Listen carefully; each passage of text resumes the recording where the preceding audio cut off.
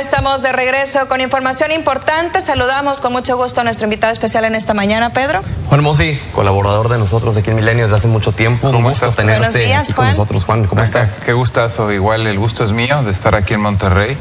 Y bueno, pues cuando estamos aquí, darnos la vuelta, ¿no? Por supuesto no que puro sí. telefonito. Bienvenido siempre. Oye, Gracias. pues el tema yo creo que ha causado mucha expectativa a lo largo de estos días. El nuevo aeropuerto internacional de México.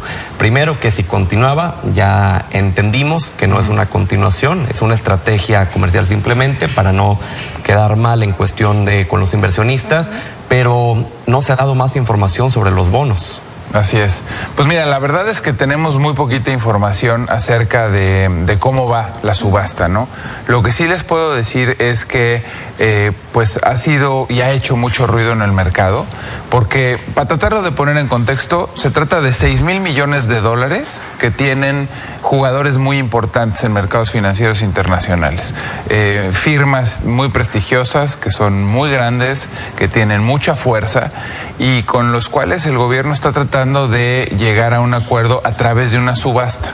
Tú compras un bono generalmente a $100, que ese es su valor de par.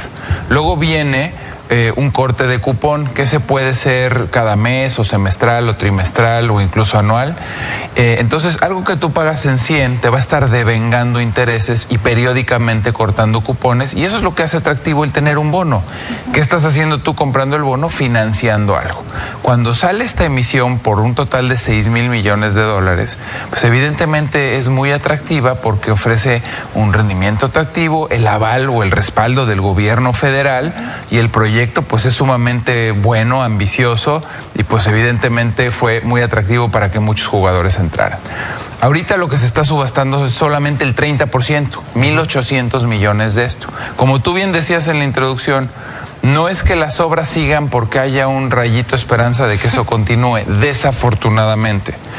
Estamos tirando más dinero en que las obras continúen, porque los tenedores de los bonos, en el momento en el que paras la construcción, estarían en su legítimo derecho de decirte, ya hay un quebranto. Como decimos en el medio financiero, ya hay un default. Esto en que las obras se paren, ¿verdad? Exactamente, ¿no? Entonces, tienes que continuar las obras para que esta posibilidad legal de momento la descartes, ¿no? Y luego, lo otro que sabemos, que no se ha filtrado cuánto ya ha salido, cuántos tenedores de bonos ya accedieron y ya aceptaron, es el valor de estos bonos antes de que empezara la subasta era del 70% de su valor original. Sí. Si tú lo compraste en 100, pues valían $70, ¿no? La subasta empieza en 90. ¿Sabes cuando me preguntan, oye, ¿es una buena noticia que la subasta empiece en 90? Bueno, pues contra los 70 que valía, sí. Sí, es ganancia. Pero si tú los compraste a 100 y además estabas esperando los intereses que devengara esta emisión, pues tienes que tomar una pérdida de entrada del 10% más todos los cupones e intereses que no vas a devengar. Entonces, lo que está por verse todavía es qué van a decir estos grandes tenedores de bonos. Como te explicaba, son instituciones muy grandes y muy importantes. Si se van a conformar y le van a entrar a la subasta, o si de plano no, y quieren exigirle al gobierno federal que les den los 100 que valen más un premio, ¿no? Por haber cancelado. O si va a continuar, por ejemplo, un proceso legal alguno de estos jugadores importantes y va a demandar porque no está contento con el acuerdo. La idea es que tengamos un poquito más de información. No puedo precisarles cuándo, pero desde mi perspectiva, pues antes de que salga el paquete económico 2019. Que sería el 15 de diciembre, si mal no recuerdo. Así es. Ahora también, ayer platicábamos sobre la posibilidad de que Moody's bajara la expectativa, bajara la calificación, más bien dicho, de los bonos. Lo bajó el día de ayer. Entonces esto también aúna a lo negativo, ¿no? Por supuesto. Es que esto sienta un precedente terrible, ¿no? Porque es la primera vez, mira, por lo menos desde que yo trabajo en esto, que ya son más de 20 años, es la primera vez que veo que una emisión de algo fallido te va a seguir pagando, pues, por algo que no se va a realizar, por algo que no se va a hacer. O sea, una empresa, un gobierno emite un bono con el objetivo de financiar un proyecto específico y evidentemente conforme empieza a generar flujo la empresa, pues te paga. Es la primera vez que yo veo que algo que no se va a hacer y que ya sabes que no se va a hacer, pero que a la vez sí siguen trabajando en él, vas a recuperar algo de su valor. Es algo inédito, ¿no? Entonces también por eso es tan complejo ahorita entender, poder precisar, claro, poderte dar cifras. Y el precedente, como decías tú, Pedro, ahorita es, ya además tienes a las calificadoras dándote una observación negativa. El gobierno federal, cuando quiere emitir bonos para financiar, por ejemplo, el Tren Maya, pues quiero ver en los mercados internacionales qué tanto apetito hay por comprar bonos cuando vienes de esta experiencia. A nivel internacional, creo que esto nos coloca, o desafortunadamente nos pone en una nota negativa, y no creo que haya mucho apetito por financiar proyectos, incluso de infraestructura. Tú tendrías mucho más apetito como inversionista a financiar infraestructura que a financiar gasto corriente, ¿no? Sí, claro. Entonces, pero, por ejemplo, también hubo arreglo por parte del presidente López Obrador con los inversionistas, con el equipo de construcción de este aeropuerto. Según me parece que la conciliación fue pasarlos a la obra del Tren Maya, ¿no? De esta manera hubo una especie de acuerdos y ahora sí que tranquilos todos, ¿no? Sí, y aquí también se habla mucho, pues que muchos de los constructores, contratistas y diversos acreedores se irían, por ejemplo, en paralelo al proyecto de Santa Lucía. Vuelvo a preguntar lo mismo. ¿Vamos a comprar o vamos a poder ofrecer en mercados internacionales bonos para financiar Santa Lucía cuando todavía no tenemos la certeza de que Santa Lucía, desde el punto de vista de aeronáutica, es viable? Y que ahí no puede venir una cancelación, seguramente no porque el gobierno federal no decida continuar, pero porque alguna de las autoridades aeronáuticas determine que no es viable por el espacio aéreo como tal, ¿no? Entonces, aquí lo delicado y lo que me toca a mí analizar y ver desde la perspectiva financiera es, estamos sentando un precedente terrible de algo inédito, algo que nunca había pasado. Nunca con el respaldo del gobierno federal habíamos ido a negociar algo en lo que al tenedor del bono le implique perder. Y es perder mucho más allá del 10%, porque como ya expliqué, 100 que vale el bono más los intereses que iba a devengar, ¿no? Ahora, no hemos tenido oportunidad, Juan, de platicar acerca de lo que ocurrió el sábado en este discurso. Hubo muchos temas que hicieron mucho ruido, por ejemplo, el bajar el IVA y el ISR en la franja fronteriza. ¿Cómo compensar este ingreso que te dan los impuestos? ¿De qué manera lo puedes ajustar? Yo tengo mucho interés de ver el paquete económico porque tengo la misma duda que tú. ¿Cómo si vas a expandir programas sociales, a duplicar pensiones a la población mayor, a darle a un número importante de jóvenes bajo este programa de emprendedores, 3,600 pesos a cada uno de ellos, y a la vez bajar impuestos? En un año en el que yo creo que el crecimiento económico desafortunadamente no va a ser bueno, no tanto por razones imputables a México, globalmente. Ve lo que vimos ayer en las bolsas en Estados Unidos. 3% abajo. 3% abajo. O sea, ya hay mucho miedo y escepticismo en torno al crecimiento de Estados Unidos para el año entrante. Europa tampoco pinta para tener un muy buen año. Si nosotros logramos crecer el 2%, creo que sería un crecimiento en este entorno relativamente bueno. Pues la recaudación no va a dar para tantos programas y encima para bajar IVA e ISR en toda la franja fronteriza. El petróleo no está ayudando, no está poniendo de su parte tampoco. Los precios del petróleo se han caído más de 30%. Los ingresos por ahí también van a bajar. Entonces, ¿sabes qué, Pedro? Me sorprendió muchísimo porque aún y sin ese anuncio, yo quería ver de dónde iba a salir para tanto programa, y ahora encima estamos proponiendo una baja de impuestos. Somos de los países que menos recaudamos impuestos a nivel global, 17% del Producto Interno Bruto. Nos urge ver cómo recaudar más en función al PIB y se anuncian medidas para recaudar menos. Me sorprendió muchísimo. Una de las respuestas que da el presidente ante eso es que eliminando la corrupción se van a tener los ingresos para poder llevar a cabo todo eso. Habrá que ver de qué manera se puede hacer esto y en cuánto tiempo.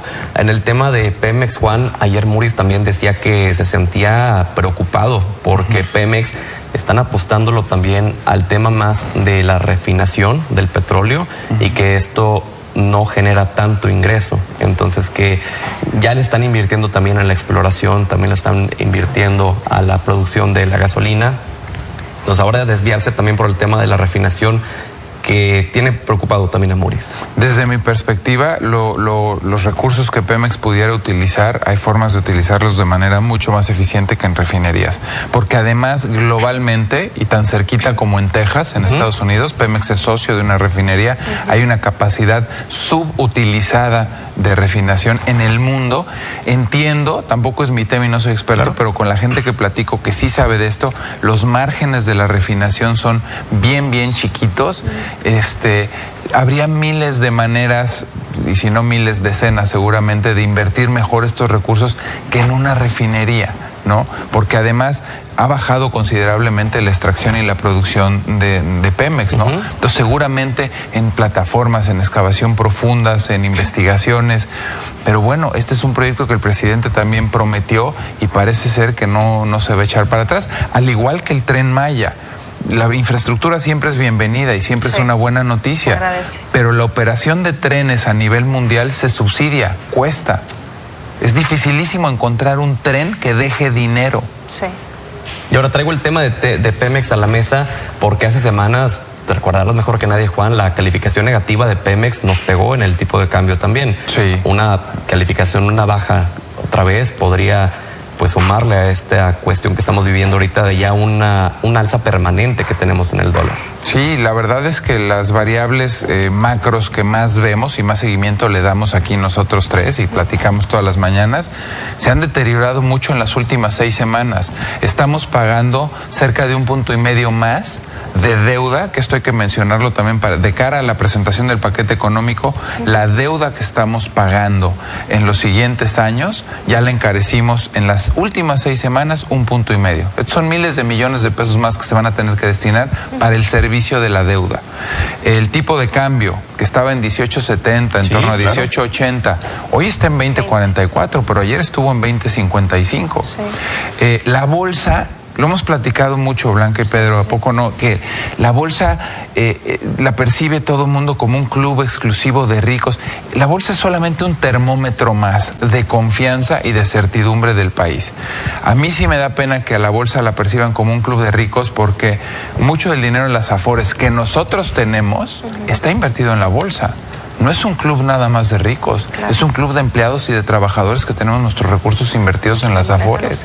Y que los mercados somos todos, a fin de cuentas. Así es, pero el costo más alto lo estamos pagando a todos los niveles de ingreso y de clases sociales, porque vamos a tener que destinar más de la recaudación, que es poca, para pagar el servicio de la deuda. Entonces, cuando, por ejemplo, se habla de que estoy recibiendo, o se dice, un país en quiebra, el país no está quebrado.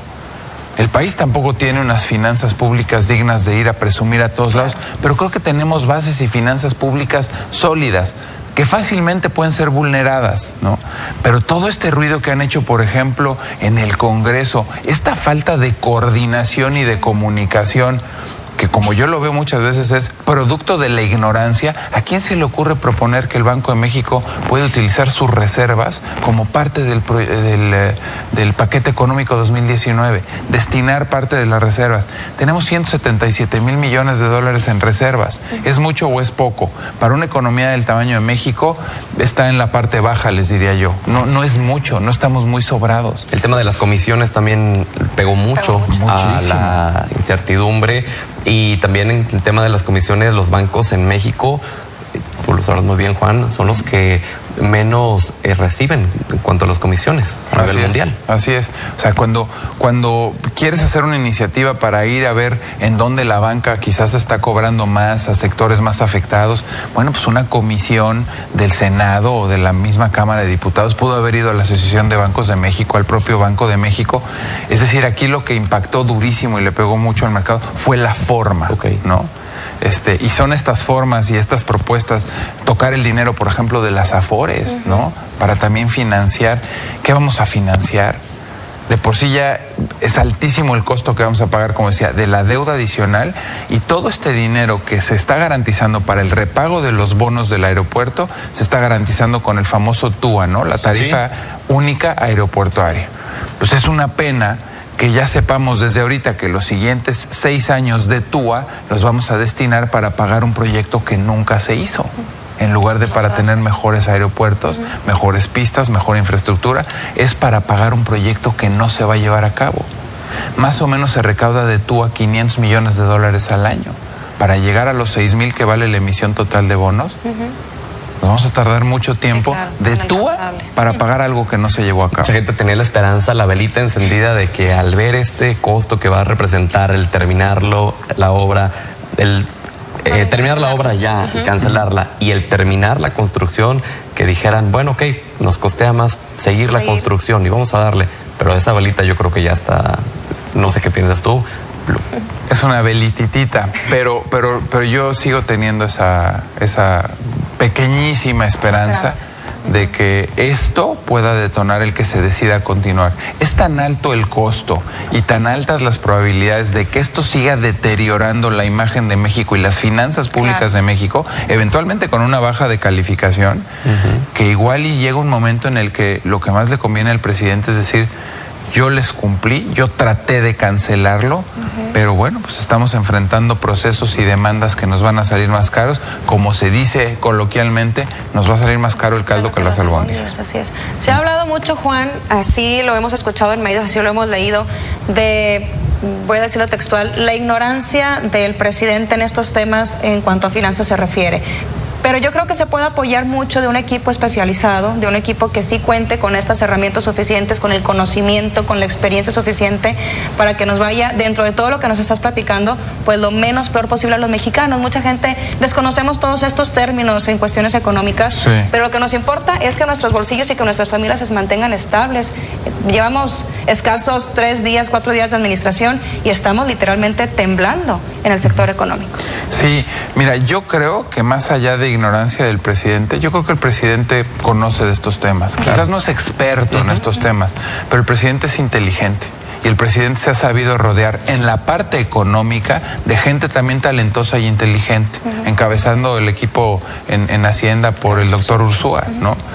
La gente que está debajo del doctor Ursúa también es capaz y también es inteligente. Yo creo que los presidentes deben de tener esta virtud de que si no es el área en donde más conocimiento o expertos son, saberse rodear bien. Entonces, más allá de hablar de la ignorancia del presidente es, por un lado, que los intereses económicos y financieros y que esto que es tan importante mantenerlo estable para que estén dadas las condiciones para que el país crezca y como dices tú, Blanca, no estemos temblando, entender que es de vital importancia no estar retando y moviéndole a los mercados porque te la van a cobrar. Eso lo entiende bien Ursúa porque él ha salido al día siguiente de cada iniciativa, de cada propuesta a tratar de calmar. Pero ¿sabes qué? Justo iba yo a ir a ese segundo, o sea, bueno, por un lado es que los mercados le estén poniendo freno como único contrapeso de esta administración, porque tienes mayoría en ambas cámaras. Entonces no hay contrapesos desde el punto de vista de la Cámara Baja y Alta, pero sí el mercado te va a poner de pronto frenos, ¿no?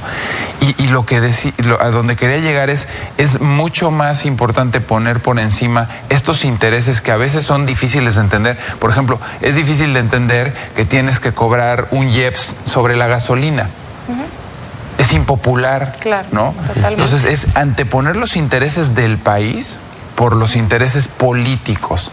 Y eso es lo que creo que está pasando, Blanca. Más allá de si le entienden o no le entienden, pareciera que seguimos viendo promesas de campaña y que se sigue en campaña. Ya no, ya son administración pública federal. Ya les toca mandar, ejecutar, etcétera, ¿no? Y yo creo que el mercado, pues evidentemente va a estar penalizando estas malas decisiones. Y la otra que ha faltado es este equipo económico encabezado por el doctor Ursúa, que sí entiende perfectamente bien que esto es importantísimo, no se lo ha logrado transmitir o por alguna razón no están coordinados con el líder del Senado, por ejemplo, o con el líder de la bancada de los diputados de Morena. Entonces, falta que esta comunicación se homologue, que todos estén de acuerdo, para que mañana, si a ti se te ocurre decir algo o una atrocidad como usar las reservas del Banco de México, no tenga que salir yo, secretario de Hacienda, a decir, no le hagan caso, el señor está loco. ¿No? Entonces, ¿cómo pasa de control? Aquí lo que tienen que hacer exactamente es, antes de que se te ocurran esas cosas, hay que consultarlas con el gabinete económico, que haya coordinación entre ellos. Eso es un equipo. Así es. Juan, ha sido un gusto tenerte, te agradecemos mucho tu tiempo. Muchas gracias. Blanca, Muchísimas gracias. Gracias, Pedro. Un placer.